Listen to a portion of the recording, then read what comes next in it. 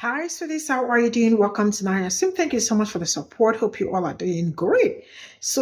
I saw this that said, if you all had just listened to Black women, and it is late to talk about this because you all never listen, because you all felt that there is no need to listen to Black women, because you all felt like Black people will always save democracy, because that is something that they've been doing all these years. That was why you all wanted to experiment. I don't think people actually wanted to experiment. You people actually did what was on your heart to do, and now it is backfiring, and you all are looking for a way out. Now, I am going to say this, and I am paraphrasing what Real Gold Diva said. She said, when Black people are, especially Black women, are not worried, you better be worried, sincerely speaking. And that is some period. She said what she said, and I am seconding it, amplifying her voice. When Black women are not worried, you better be worried. Now, let me tell you this. The reality is that Black people saw ahead. You see, election happened last year, but before last year, they saw what was going to happen, right? They tried all they could to salvage it, to make sure that everybody is doing well. But some people are looking for themselves, like stomach infrastructure, pocket infrastructure, and all that. That was not what Black people wanted. Black people wanted the very best for everybody, but you all said, I want whatever that I want, and still voted against your own interest. And you think that it's going to sit well. It ain't sitting well. And nobody should bother, calling Black people out anymore and saying that you made mistake. It's okay if you admit it. After admitting that you made mistake, what are you doing to save yourself from the mistake you made? Let's get into this video. Y'all saw how JP Morgan said we got about 60 days until shit hit the fan? Do you also see how Black women are the only ones that aren't concerned? All I'm going to say is this. Yup. Yup. Yes. Yup. Yup. Yup. Yup. Yup. Read it and weep. If y'all had just listened to Black women, you wouldn't even be in this mess. Now look at you. In Nebraska, crying tears, crocodile mayonnaise tears over them crops that's dried in a bitch.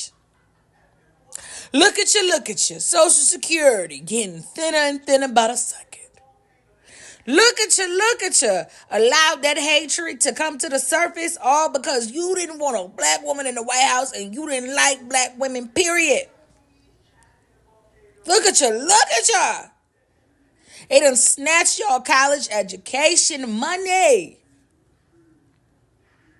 They told y'all that the money was really going to us when we've been screaming in y'all faces this whole time that we have had to pay out of motherfucking pocket.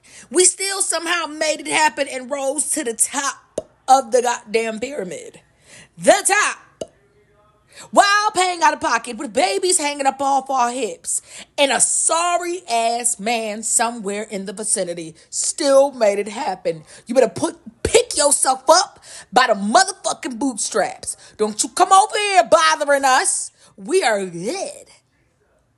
And when it hits in 60 days, I want you to come back to this video and I want you to read this person's shirt. God damn it! We should have listened. You should have. You should have. I said 2 months ago, when Black women aren't worried, you should be. Cause that don't include you. They're going to be good. They have survived quite literally everything. They have had the worst of the worst thrown at them, and they have not only survived, but they have quite literally thrived in temperatures and climates that would have been taking us the fuck out the game. So if they're not worried, we need to be worried. Because this move that we made was to hurt them, but it backfired like a motherfucker. Next time I bet you'll listen to Black women now, won't you? Uh-huh. Give it a couple months, baby. Y'all need to go ahead and live it up. But it's about to get real rough in these streets. Okay? Do not come over here and ask us what to do. My girl, get the fuck on. Get the fuck on. Thank you. You're going to have to learn this lesson the hard way.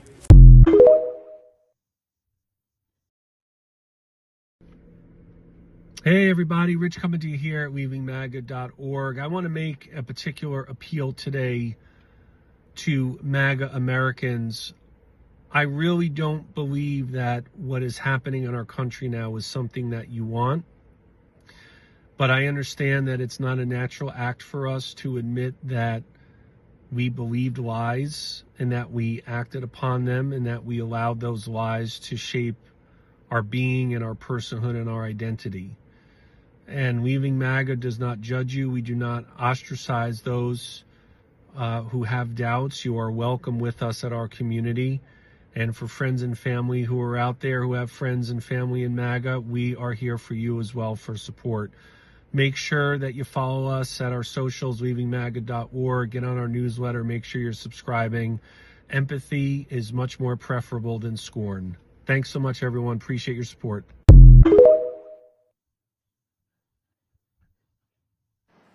Yeah, man. So I gotta reiterate.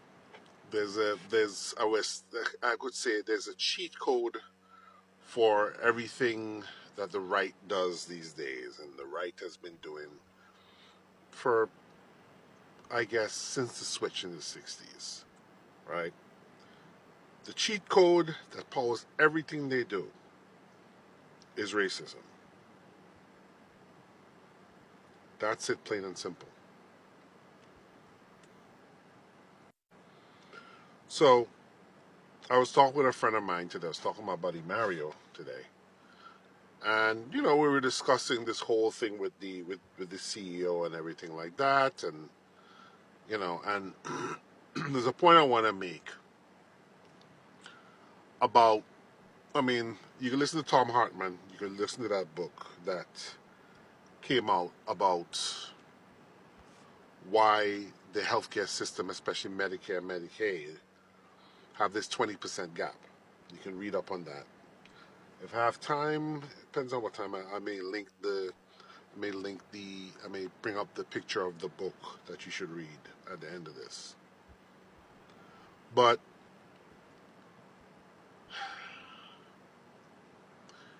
when you talk about, there's a cheat code for everything. Things in this society presently no longer work properly, are endangered, or have been under assault, or have been weakened, or have been hollowed out, right? This has been done so ever since the 60s, when black people especially won the right to avail themselves of free state college, the public education system, Medicare, Medicaid, welfare, unemployment insurance, you know what I'm saying? Housing assistance, SNAP, Pell Grants and all those things like that. These kind of things were available to whitey folks for decades since they got started. The GI Bill, all of that stuff. VA benefits that they're looking to cut right now. They've been available to whitey folks for generations, for decades, with no problem. Part of the horse trading when all of these things were started, Social Security, Medicare, Medicaid stuff was started, was it wouldn't have passed if they didn't exclude black people from getting it. Again, let me state clearly and plainly the crux of this whole thing. Unlike other racial identities, which are in fact sociocultural similes to ethnic, socio, ethnic, tribal, and national identities to some degree. The whitey identity as a racial identity is an identity that at its core requires, or at its core fused into existence, a racial, I would say, inequality. It is required. There was a whitey supremacy fused, created at the creation of the whitey identity. and it required a power dynamic and pyramid of power, where the people who've been accepted as being white, or who were considered as white, or who are white presenting, were at the top of the pyramid. They were supposed to garner all the benefits, all the power, right? And more importantly, the perception of a socio-economic and a socio-cultural separation, with them being the final arbiter, with whitey people being the final arbiter of all things, whitey people being the standard, whitey people behaving like the male lion that gets to eat from the carcass before all the other female lions and the cubs, aka the other racial groups, get to quote unquote eat. That was the agreement for the whitey identity. That was the cell wall essentiality of the whitey identity. So, for decades since the GI Bill passed, Social Security, Medicaid, FHA, HUD, all these different things passed, whitey people were allowed to use those things exclusively. They were given land grant colleges and all that stuff like that was exclusively for whitey people. And they were allowed to elevate themselves and build generational wealth and everything of the sort. White, black people especially, even though some of them were allowed to work, we worked and stuff, we had menial tasks, we weren't allowed in certain professions, we weren't allowed in unions and stuff, but we were taxed. So our tax dollars went into all these things that whitey people were benefiting from almost exclusively. So for generations, we've been paying into these systems, into these programs, and we were legally barred from using them. So once we earned the right to use them in the 60s, therein created a kind of discomfort, a kind of cognitive dissonance, meaning if they're able to use these things that we were exclusively able to use for generations, for decades, that means they are on equal playing field to us. They are garnering the same benefit from using these programs and having access to these funds and these publicly traded funds, having access to community centers and stuff, right? That we used to exclusively have. And what that means is that they are encroaching upon that promised separation, that promised socioeconomic, sociocultural separation, socio-professional separation in a lot of cases. They're encroaching on it. They join the unions now. A lot of them are mayors, a lot of them are congresspeople, a lot of them are professionals, engineers, doctors, lawyers, nurses. Those are exclusive things that benefit the public. A lot of them are government employees, federal government employees, which is key to the upcoming upcoming administration. So, long story short, the right has been agitating to correct that dynamic for decades. That is why they assaulted public education. That's why they've been trying to get rid of Social Security, Medicare, Medicaid. All right? That's why they want to go after the Department of Education. That's what they've been going after, all of these different things. That's why they want to go after VA benefits. Too many black folks are veterans because a lot of black people join the army too. And a lot of them, they join the army to get a chance to gain some kind of skills, some kind of employment, to gain money for college, which is the GI benefit. So they want to gut that too. People come back from being in the army, they get top notch, they get decent health care. Too many black folks in the VA benefits. They got to get rid of that because there's no separation anymore. Y'all see what I'm saying? You get what I'm saying? So President Trump, the upcoming administration, wants to basically extract, like he wants to get rid of 80% of the workforce. But more importantly, which is not being said, they want to extract black and brown folks from that, from the federal government, from that level in society. They want to kick them out of that level of society because they don't belong there.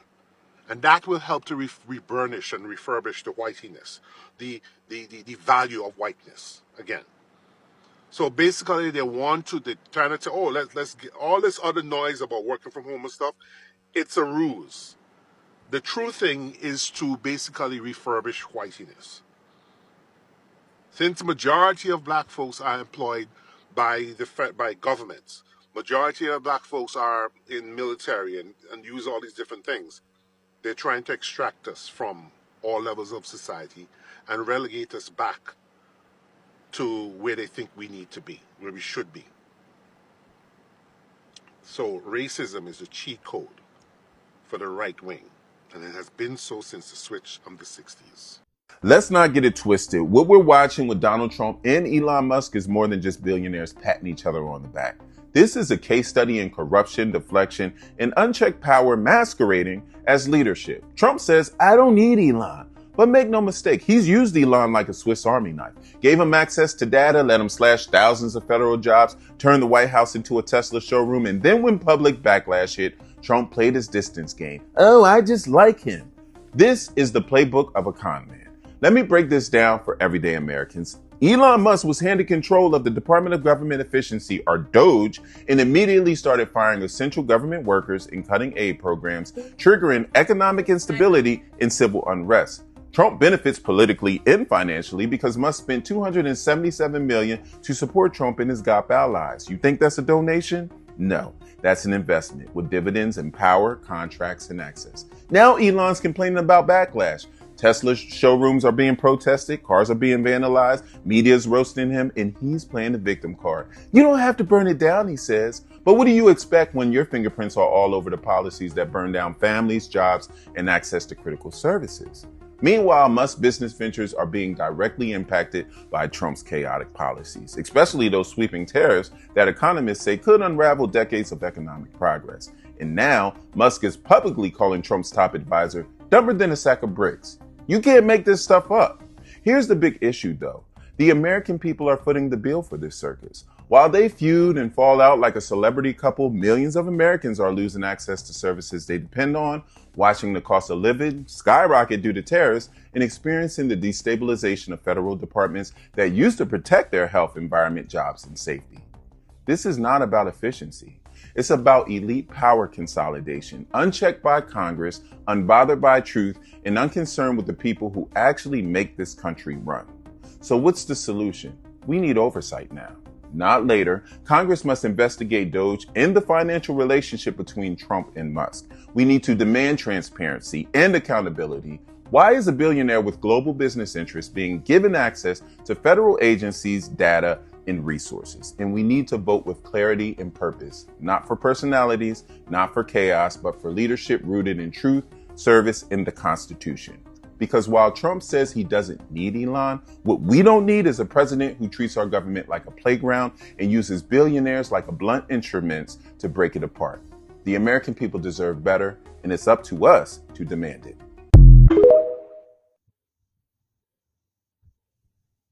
You know, when I was growing up, I never heard terms like white privilege, white supremacy. I never heard of things like that. Black Lives Matter. We didn't have all that stuff when I was growing up. And then tonight, I'm watching the Super Bowl, and it just shows you how things are changing. And, you know, white people, we're tired of being beat up on. We're tired of being put down, and we're tired of being stereotyped as racist, and always somebody's saying, oh, he's white, he must be racist. You know, we're tired of it. And then tonight at the Super Bowl, the American Super Bowl, I had to be humiliated. White people had to be humiliated because our culture was not represented up there. Our people at the halftime show, they had black people up there singing and performing and whatnot, and they only had one little white boy up there, Eminem, and he's going to protest and kneel even after the NFL said don't do it. That ain't right. So I don't know what us white people's going to do, how we going to cope. Here's a clue. The first white-dominated racist TV show started in 1928. And for 94 years, White American media has dominated telling their stories, their whitewashed racist narratives, while all along disparaging every single race, ethnicity, and color under the sun outside of white. So indigenous people, brown people, and black people endured it for 94 years.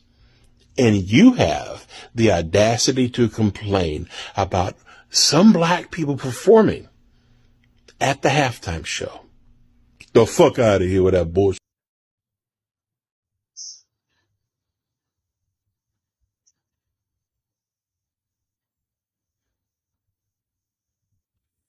This is all I got from this video. The truth is that our black people, it's really hard trying to explain to these people that black people saw this thing ahead of time. When I say ahead of time, so much ahead of time that even before the election, they were telling them what was going to happen if this man becomes president. And still, they did not listen. That is to show you that no matter how hard you try to talk to a racist person or selfish people or people that the only thing that they want is just only them, they will never listen, especially when you do not have your best interest at heart. This is just, they will never ever listen. Like this beautiful woman said, when black people are not worried or black women are not worried, you better be worried, because for them not to be worried tells you a whole lot.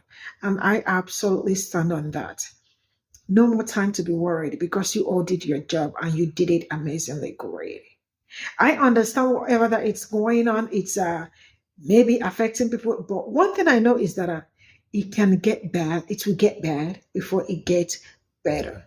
And you have laid the foundation. What are you going to do after laying the foundation? That is to see if you are going to build. You have laid the foundation for them. It is left for them to see if they are going to retrace their steps back or continue to wallow in their ignorance. Time will tell, because that is one of the reasons why when people say that black people really need to come, no matter what is going on, black people still need to come out and do this and do that. See, enough of all that. When I say enough, really enough of all that. When I hear people say that, I don't care who you are, I absolutely get offended, because when you people keep disrespecting people and think that it will go well, sometimes the people you are disrespecting will have thick skin and choose to stand on business. That doesn't mean that in the end that black people will not come and do what they are supposed to do. But at this point in time, everybody, lesson must be learned. Lesson really must be learned, sincerely speaking.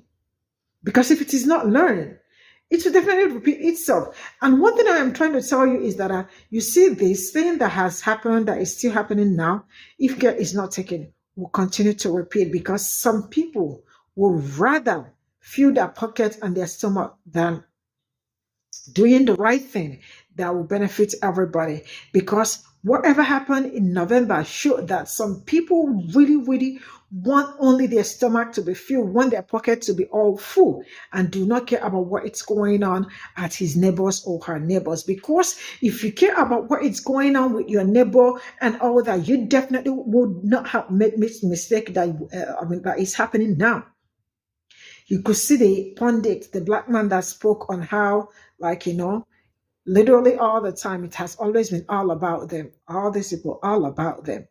Right? They do not care or believe that any other person should be included or should be among what is going on, because they are the superior kind of who they say they are.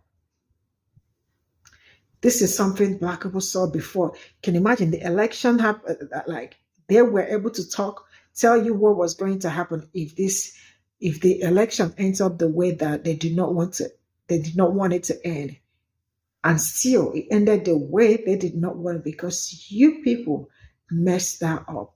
It is okay to admit that you made mistake. That is fine. But what are you doing after making that mistake? What are you doing to correct the mistake that you made? Or you made mistake. You want to sit on the mistake that you made. That it's you people's problem to fix at this point in time. Not until black people see you doing something good. Doing something that is reasonable, they probably could come out. But for this time, they are not leading that front row for now. Bye.